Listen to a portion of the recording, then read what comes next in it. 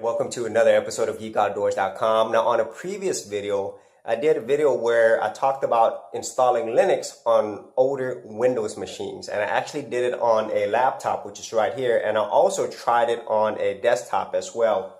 However, on this particular laptop, it previously had Windows 8 and then it was upgraded to Windows 10, and I was successful in putting on Linux Mint 18 on there. However, I had a couple of issues with it. It's primarily graphical and everything else works fine. But I was thinking, I do have a second machine with this one. So I was thinking of trying some other distributions of Linux. And one of the distributions that I really enjoyed when I was first starting to use Linux, and I did use it for a while, I did use Kubuntu. And Kubuntu is basically using the KDE graphical user interface. Now, if you are not familiar with KDE or GNOME and you're new to Linux, well, in Linux, you could basically change almost anything. And one of the things that you could change is how it looks. That is your GUI or your graphic user interface. And in the Linux world, the two most popular ones are GNOME and also KDE, which is right here. And Linux Mint uses Cinnamon. They also have KDE versions. They have XCFE. And they do have different ways of you using the system in terms of the graphical user interface. And Cinnamon, if I remember correctly, is based upon GNOME. And so GNOME, as a whole, to me, GNOME is more of the more efficient one. It was just basically get the job done. That's my personal opinion, And KDE, it is way, way more modern looking. It is prettier. So if I had to use an analogy, GNOME to me, it's like the Windows XP. That is how, to me, when you're looking at Linux Mint, and I did a video earlier where I put Windows XP on Linux Mint, and it was kind of amazing how looks-wise, Linux Mint looked more like Windows XP than it did, Windows 7 or Windows 10.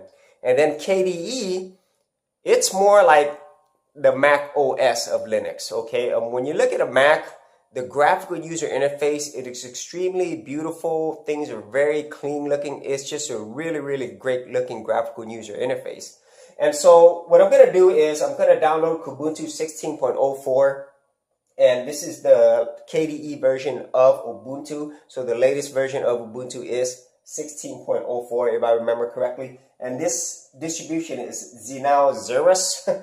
So, whether you're new to the Linux world and you're using all these different versions of Linux, which are called distributions, they have some really, really weird names. And so if you go to the Kubuntu site, which is kubuntu.org, you could download the latest version, and it's about 1.56 gigs. So what I'm going to do is I'm going to go ahead and try out and make sure it works on this laptop, and then I'm going to completely install Kubuntu on this machine, which right now has Linux Mint 18. So let's go ahead and see if we can get this new prettier version of Linux on this machine.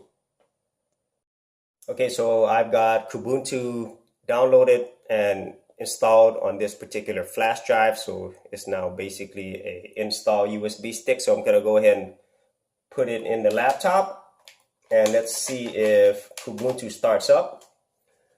And whenever it does, let's go ahead and install Kubuntu on this previous Windows 8, Windows 10 laptop, and then upgrade it to Linux Mint 18. And now looks like we're going to put in Kubuntu.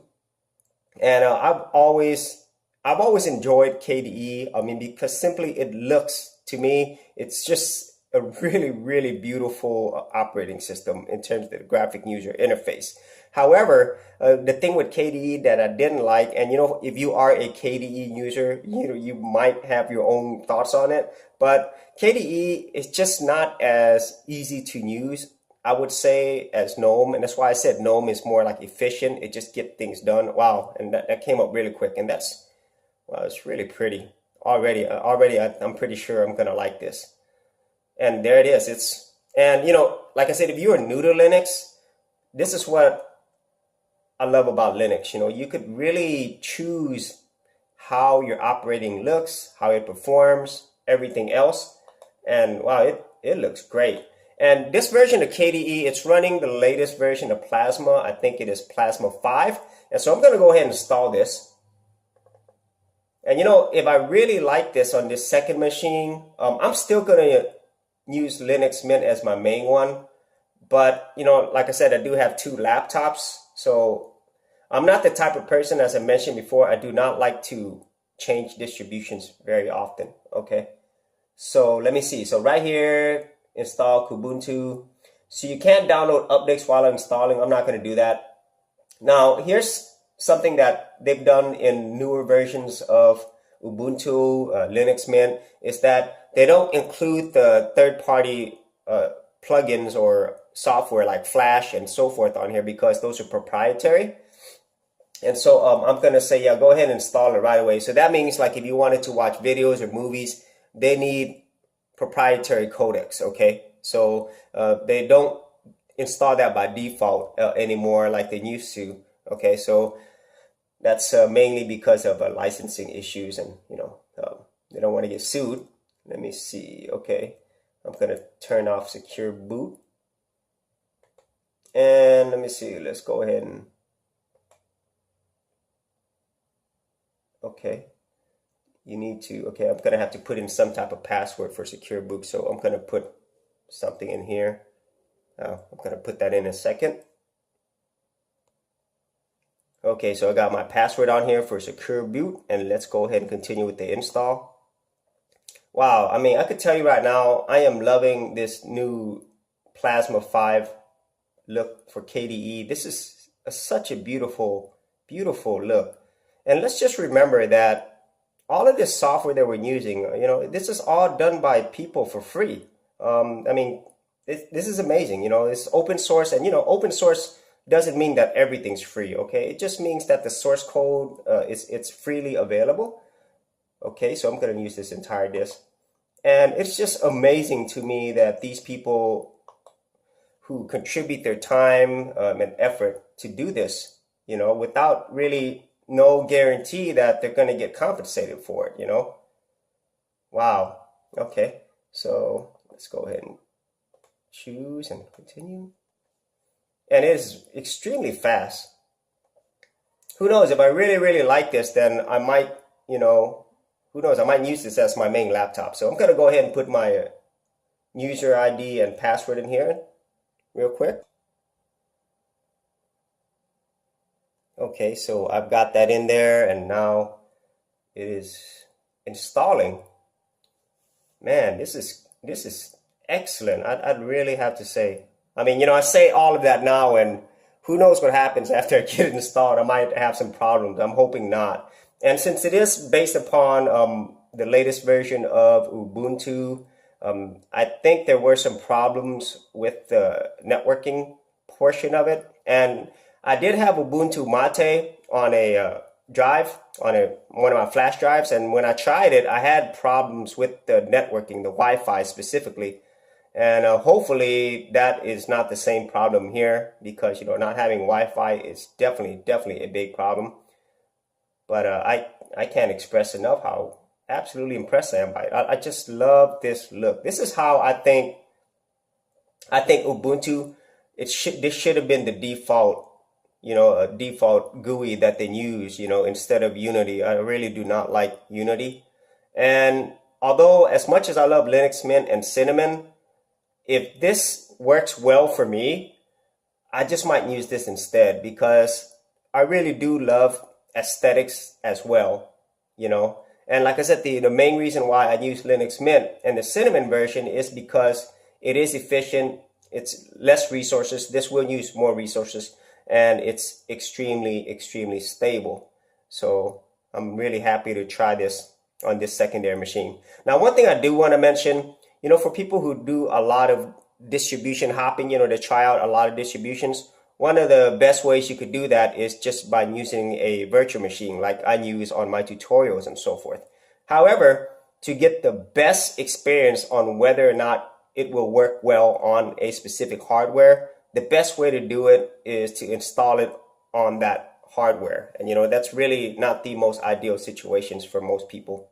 So I'm going to let this finish installing, and I'll be right back.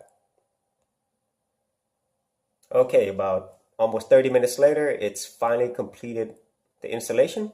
So I'm going to go ahead and restart now.